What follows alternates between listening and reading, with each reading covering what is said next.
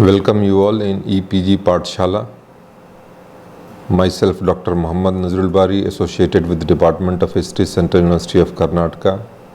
The module which we are going to discuss today is about position of women from 13th to 18th century. That is medieval Indian history. What were the position of women? We have certain objectives of this module. First, to know the condition and position of women during medieval period.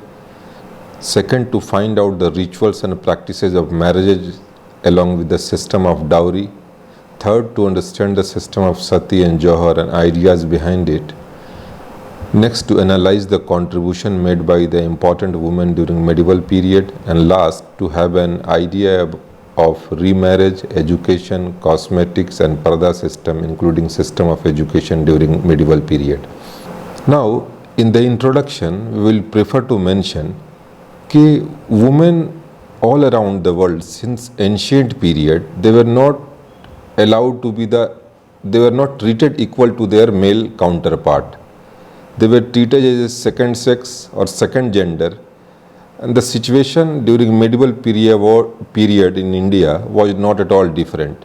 One of the major problems of Indian society is the inferior position accorded to women. The Eastern country, which came under the influence of Islam, women have generally been assigned a place in the background. To the Muslim, women are sacred trust, the haram, which has to be guarded with utmost care and protection from prying eyes of the populace. They are not to be dragged into limelight of publicity and their deeds. Here, during medieval period, lot of literatures, mainly in Persian language, they speak lot about the women and morality, which we will discuss it here, how the women were supposed to be equal to moral things. Man acted as a custodian of the honor and chastity of women. People put considerable values on the chastity of women exactly in the same measure as they encourage its absence among men. Women were to remain virtuous not only in conduct but also in their thought, words and deed. Amir Khusru, who is a known historian and the follower of Nizamuddin Auli, a famous Sufi saint of Chishti Silsila, warned such women that death alone could purify them if they took a life of vices. He further said that holy water purify everything except an immoral woman. Amir Khusru cautioned people not to tell secrets to debase women who were prone to evil acts. Certain ethical codes have been outlined by him which ought to be adhered by a virtuous woman. Similar to Chaitanya, Amir Khusru also warned women on being alone they should not sit near to anyone except their husband and avoid having conversation with males. In the view of Amir Khusru, nothing could tempt women to lose their moral values. Wine became a popular drink and popular among the small section of women in the ruling class, though drinking of wine among the female during Sultanate was not popular, yet it was not unknown to them. To tone up the moral values of women, Amir Khusru vehemently opposed the consumption of wine by them, as it was considered to be root cause of bringing destruction to the family. In the view of Amir Khusru, what he think, if woman will have a wine, then she will lost her sense, and because she will lost her sense, she may create trouble, she may create problem, that is why she will spoil the family. This was the reason behind not allowing women to drink wine. Adultery, which became popular after the death of Sultan Balban, was another vice prevailing in the society of Sultanate age. Barani, Ziauddin Barni, who was the author of Tarikh-e-Firoz Shahi, while imparting the verdict, what he said, adultery remarked that capital punishment should be given to the people who are involved in adultery. Now, institution of marriage, which was one of the ancient institution that was prevailing in every country of the world, what were the rituals which people followed during the marriage ceremony and how the marriages were fixed during medieval India, we do have lot of information in literary sources which are available to us. Islamic society was polygamous. Polygamous means having more than one wife, although it was hard to satisfy the condition of marrying more than one woman as per the advice made by Holy Quran. Holy Quran said कि if you are going to have a second wife, then you have to get permission from your first wife. And if you are having two wives, you will have to do justice with both of them. So one should not feel that you are not giving proper attention to her. This was hard to practice in a real sense. The consensus of ulema was that not more than 4 wives could be taken in nikah or permanent marriage. Many of them had no money for the marriage of their daughters. Sometime on account of the bounty of Sultan Firoz Shah Tughlaq, thousands of girls were married. Originally, if we will go through the Islamic literature, we do not find any reference of dowry system. When Islam and Muslim ruler came and established their kingdom in India, the dowry system which was prevailing in Indian society, that also had impact on Islamic society. So during the reign of Sultan Balban, Malikul Umra and Fakhruddin, the Kotwal made arrangement by collecting garments and other articles from the house of nobility to provide dowry for the poor girls during Sultanate period. The contribution of Sultan Firoz Shah Tughlaq towards the contribution of dowry support remain unsurpassed. Firoz Shah Tughlaq established a department known as Diwan-e-Khairat, where all the parents of the girl were registered, which was under the supervision of Sayyid Amiri Miran, who was entrusted with the task of providing relief to the financially handicapped parents. Because there was a young girl and their parents do not have resources to give the things in the dowry. So that time Firoz Shah Tughlaq established a department that was known as Diwan-e-Khairat, where rich people used to give donation or charity as per the religious instruction of Islam, and that money was given to the people who want their daughter to get married. Marriage was more a family question than a personal concern of the marrying couple. After the formal recognition, a date was fixed for marriage, Lagan, and elaborate preparation began. Invitations were sent out through the local barber or through a special messenger to friends and relations. Now, due to the information technology, the things got changed. We are sending in information of marriage through WhatsApp or email, but during medieval period or before advent of information technology, the system was there in India. People used to send the invitation card of the marriage through barber in the village area. A mandapa or a tent was constructed in the house of bride. The evening became more lively because the whole population of the village began to join the Suhag song at the house of bride on their own account. However, similar arrangement marked at the house of bridegroom also. Women applied henna, or that what we call it mehdi, to the hand and feet of the bride. Some entertained her with dance and music.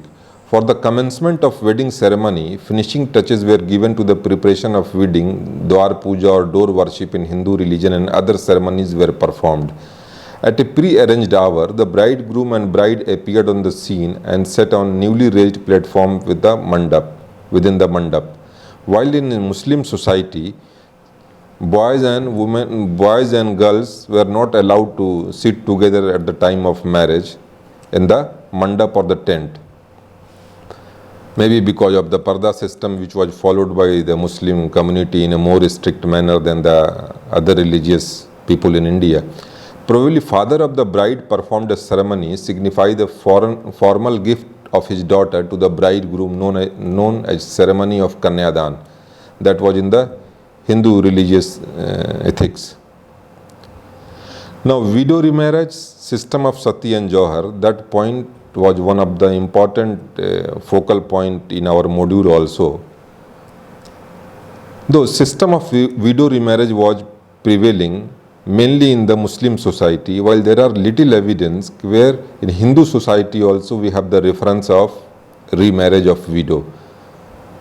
But as a whole, the remarriage of widow was not at all accepted by public during medieval period. Yet amongst the upper class Hindu, the widow was not allowed to remarry. Widows were not allowed to participate in social functions such as marriages, as their period was considered inauspicious. Regarding the performance of sati, compulsion was not inflicted upon the widows if they opted to lead the life of widowhood. In social arena, widows were subjected to humiliation and torture. Ibn Battuta, who was a traveler, worked under Muhammad bin Tughlaq. What he said, he gave a detailed account about the sati practices and the ritual which was involved into it. According to him, sati, which was considered as a praiseworthy act and gave glory to the kinsman. If the lady failed to burn herself, they put on coarse cloth, lived simple life with her relative.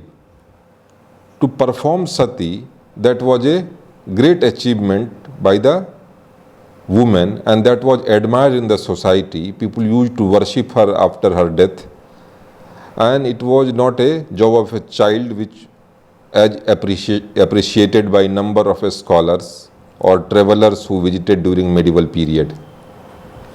Amir Khusro described the burning of woman on a funeral pyre of her husband. Observe, though this is not allowed in Islam, yet what a great achievement it is. If this practice is made lawful amongst us, pious devotee might surrender their lives. In the similar fashion, Malik Muhammad Jaisi had a great praise for such type of woman. He says that sati that burns for truth to her Lord, if there is a truth in her heart, then the fire is cooled. Ibn Battuta gives a detailed account of it. When 150 widows burned herself, her king folk acquired glory and her faithfulness was highly esteemed in the society. The act of burning or sati was performed both with the dead body or a husband and without it. As there are references in the literature during medieval period, there was a two kind of sati. One is Shah Marna, that is dying in company with husband. If the corpse of deceased husband was available, the wife was burnt with his body. And Anumarna, dying in accordance with, if the husband died at a distance from his wife, or in a certain cases, as of instance where when the wife was pregnant, she was burnt later with some articles that belonged to her husband or some other object that was symbolize the deceased person. In case more than one wife, privilege of being burnt with the corpse of the husband was exercised by the chief favorite, and other were burnt in separate fire. The sati, on hearing the news of her husband's death, first take bath and put on her best clothes, jewelry, and then she was taken to the place of cremation. The Brahmins and other relatives joined the procession and showered their profuse greeting on widows on their glorious fortune that attended her. Woman taking a coconut in her right hand and a mirror in her left hand ride on a horse, and while the procession started with the music and drums toward a shady grove where the huge fire was screened near a pool for a public view. Before reaching to the scene, the sati first washed herself in the pool and then began making gift of her fine cloth and jewels one by one. At the end, she borrowed a coarse unstitched cloth and put it over her body. Then she prayed to the goddess of fire, that is Agni, and meditated for a while. Then suddenly she cast herself into the flames. Just at this moment, a clamorous noise was raised with drums and other vessels, obviously to distract the attention of people from the horror of the scene. Others who were closely watching the moment of sati immediately pushed heavy logs of wood over the body of burning woman, which elaborate an inhuman mode of sati.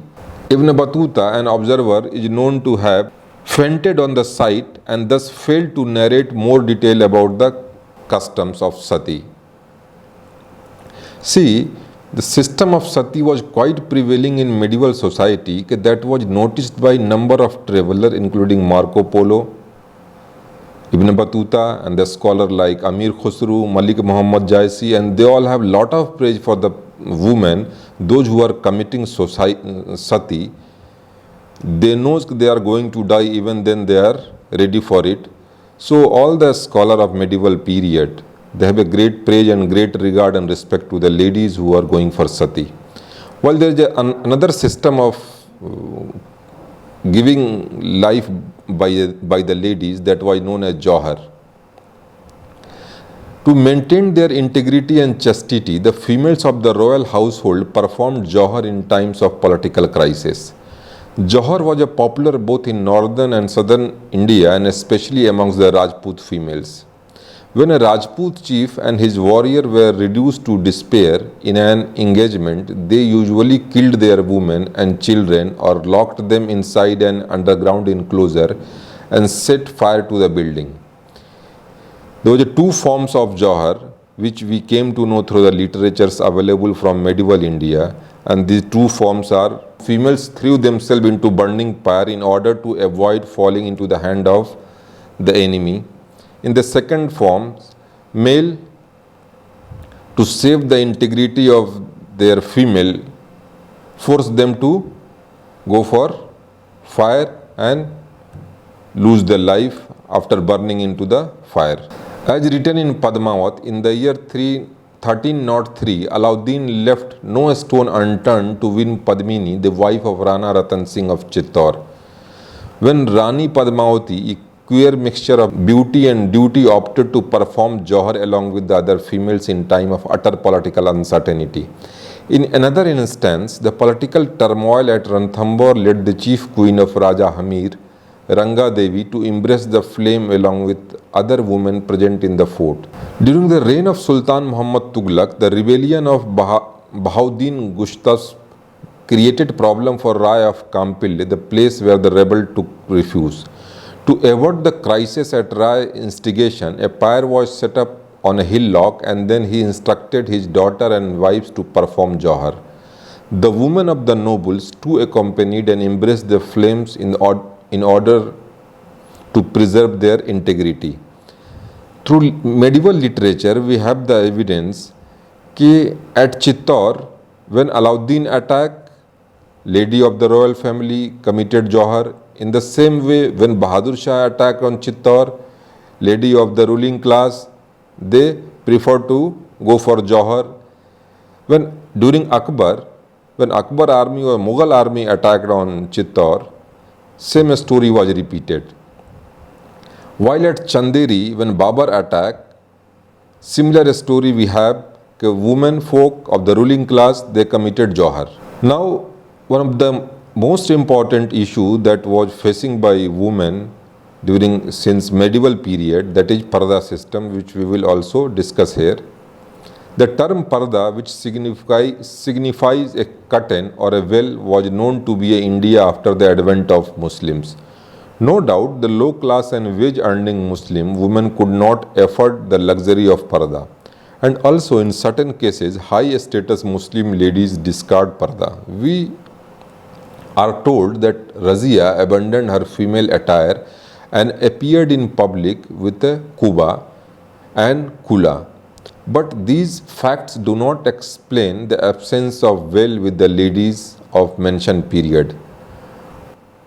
Zawdin Barni, the writer or the author of Tarikh-e-Firoz Shahi, tells us that whenever Sultan Muhammad bin Tughlaq entered the palace, he sent information through eunuch that Pardanashi women might hide themselves from the sight of the king. See, there is a little debate among the scholars when exactly the Parda system started in Indian history or India. There is a two group of scholars who do have a different view different view altogether. According to one, Kegan Paul, what she said, it was during Vedic period the system of Parda was exist, and Parda system in Indian history started from Vedic period itself. But there are other people, they do believe that with the coming and establishment of Muslim rule, Parda system started, and that was influenced the other ruling class of non-Muslim family, exclusively Rajputana, and their ladies also start doing Parda or Ghungat to keep herself away from the sight of the other people. Now, cosmetic and ornaments, these are the part of woman life in every civilization. Ladies spent much of their time in various aids of beauty to add charm to their personality. Several aids of beauty were used by women as it is mentioned in the literature of the period. Coating of powder generally and especially gulguna and glaze were used as it gave pinkish tints to their facial makeup. Amir Khusro criticized the use of powder and advised women to wipe it, for their face would glow better in its absence. Henna, that is what we call it mehdi, which provide red color, was applied to the feet and hand. The lips appeared juicy and red by use of betel lips, which was popular among the females. Collyrium was applied on eyelid, which added grace to it. Often the coating of sandalwood paste was applied to the entire body, which apart from providing charm would kill body odor also. Here, ornament, which was one of the favorite for male and female during medieval and ancient period, especially among the women. Ornament added grace and charm to the feminine beauty, though it was popular among males also. All classes of women, women of royalty, common women, female slave, dancing girl, public women were fond of wearing ornaments. And as there are lot of literature, they give good number of information regarding the ornaments which ladies and gents used during medieval and ancient period, and the most important ornaments which ladies used or the female used was sheeshful, jhumar, earring, necklace, bangles, armlet, bracelet, ring, waist belt and pile. That was mainly popular among the female. While in male, finger ring, earring that was made of gold and silver, and gold chain was popular. The shape and design of ornament used by Muslim and Hindu ladies might have differed from each other, but basically they remained the same. Generally, the ornaments were made of gold and silver, stood with jewels, pearls, diamond and other precious stone according to the status of the lady and her family. Ornaments were often given as a precious gifts to the guest and women in particular. The ear was pierced to insert earrings. Popularity of ornaments among female baffled the mind of Amir Khusro, who advised women that parda and chastity were the best ornament for women. Now here we will discuss about the education among the women and how some of the medieval rulers they established madrasa and a separate educational institution for the education, that too for female. According to Islamic law, no discrimination is to be made between men and women in the field of education and learning. It was duty of the parents to educate their children in order to enable them to develop their ability. During childhood, they received education along with the boy in institutions generally associated with mosque, that what we call it madrasa or maktab. The presence of lady teachers assert that women did carry on their education after attaining puberty. Women were also instructed in various arts as sewing, spinning, embroidery, music, poetry, theology, and other field of learning. Muhammad Ghori, who established some school in Ajmer, was one of the most important ruler who played a vital role in sowing the seed of education in India during medieval period. Qutbuddin Aibak, who loved learned people, established mosque school in his province where religious education was imparted to the masses. Moizi College at Delhi was one of the best center of learning in the reign of Sultan Razia.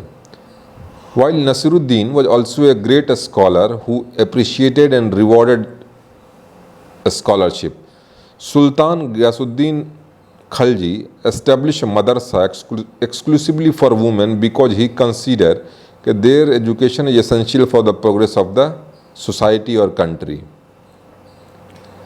Sultan Firoz Shah Tughlaq, being an eminent educationalist, deputed teacher to various parts of empire for the sake of imparting instruction to the people. Sultan Sikandar Lodi gave fresh impulse to the art of writing, compilation and translation. Undoubtedly, all these Muslim rulers patronized Islamic education. Ladies in medieval India did not attain to that degree of literary education as Muslim ladies of Baghdad and Spain, yet with such luminaries as Razia Sultan, Gulbadan Begum, Meherangez, Islam Khatun, we have in history as a reference. The Sultan of Hinawar in southwest coastal region of India, who was an Arab descendant, seems to have been particularly keen about the education of his female subjects. Ibn Battuta, who travelled there, what he said, that there were as many as 13 girls' schools in his capital, and women of that place were pretty, chaste, and knew the Holy Quran by heart. Amir Khusru asserted that women of royalty should be well versed in the use of arms, so whenever there may be any danger, they can use the weapons against their enemy and save their life or protect herself. The emergence of Razia as an accomplished sultan indicate that princes were subjected to military training along with primary education. During her reign, she patronized men of letters, and Madrasa Nasiria of Delhi became the center of learning. Prior to Razia, the early instance of an educated princess to be found is Mah Malik, popularly known as Jalaluddin Uddin, granddaughter of Alauddin Jahansoz. Chand Sultana, the most favorite heroine of the Deccan, as Indo with his great qualities, also appeared to have an excellent education. Chand Sultana spoke Arabic, Persian, Turkish, Kanaris and Marathi with fluency. Along with that, painting flower was one of her favorite hobbies. Bibi Razi, the wife of Sultan Mahmud Sharki of Jaunpur, contributed much in the literary field by opening a number of madrasas and colleges. During her lifetime, the Sharki Sultan of Jaunpur became an important center of education. Similarly, in Hindu society also, Ratnauli, the wife of Puranmal, possessed great poetic gifts. Mirabai, we all know about her, one of the great Bhakta, great follower of Lord Krishna, one of the best representatives of Hindu culture, wrote Narayana, Mohra and commentaries on Geet Govinda. It is said that one of the reasons why Muhammad bin Tughlaq attacked Karazal Hill was the desire to possess women of that country who were famous for their talent and accomplishment. At the time of Sultan Ghiyasuddin Khalji of Malwa, among the 15,000 women were school mistress, musician, women to recite prayer and person of all professions and trades lived, which proved that he gave a special attention to the education of women. Presence of a school mistress in the imperial harem testified to the fact that the ladies in the palace were taught by them. Another evidence of Qanun-e-Islam of Jafar Sharif gave an excellent account of the system of female education then prevalent in Muslim India or medieval India. He informs us that regular girls' school existed in those times and further add that Maktab ceremony that is present to honor Ustad Ijan assemblies was performed for both boys and girls when they commenced their school in the Maktab. Firoji Madrasa provide boarding and lodging to the teachers and students. Good amount of stipends were paid to a student. Here, I wanted to tell you that education was religious in nature.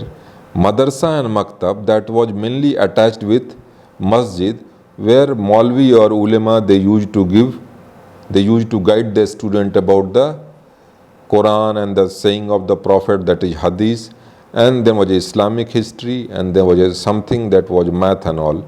But it was not at all a modern education. In the same way, in the Hindu society also, there was a system of giving education, and that institution was attached to the mandir or the temple of that time. That was known as Pathshala. where people, that too from the elite section of the society, from the upper class, they used to send their children to get education, that too about religious text. In presence of child marriage and parda system, the education of women was generally neglected during medieval period. However, women of the royal household took active part in the promotion of and patronization of education and learning. Although the society was not indifferent towards women education, yet it did not receive much encouragement. The state granted pension and jagir to a selected few, while others were patronized by nobles of the state, for such patronage was considered a virtuous deed. No doubt women enjoyed a certain privilege, yet there were considerable elements which curtailed their independence. In this module, we discuss about the position of women during medieval period. We don't find much change even in 21st century. What was the situation of women? There is hardly any change. Dowry system is there, parda system is there, child marriage is also prevailing in some part of India. Yes, the kind of rituals which people do follow during medieval period for the purpose of marriage is almost same, but in spite of going and asking the relative of the girl to give their daughter for the marriage, we are searching better match through internet. In the same way, ornaments which ladies used during medieval period, we do not find much change into it, and whatever ornaments they use, only design got changed and the name is there. In the same way, the education which are available to every woman in India during medieval period, that was available to the elite section of the society, whether they belong to the Hindu family or Muslim family. The parda system, that was mainly popular among the royal class or the upper class of both the religion. The sati practices which was, and sati practices and practices of Johar, which was again much in practice during medieval age, and that was this was the way we subjugated the women and make them second citizen in India during medieval period. In short, the situation of the woman was almost not at all practically good. And today also what we feel, it's very sad. Whatever government is planning to help them, that is not working exactly what government wish to help them on the ground. So in short, what we discuss in this module, that position of women during medieval period. For more detail, please do visit e-text that is available on EPG Pathshala, and the reference book which the list is given in the e-text. Thank you very much.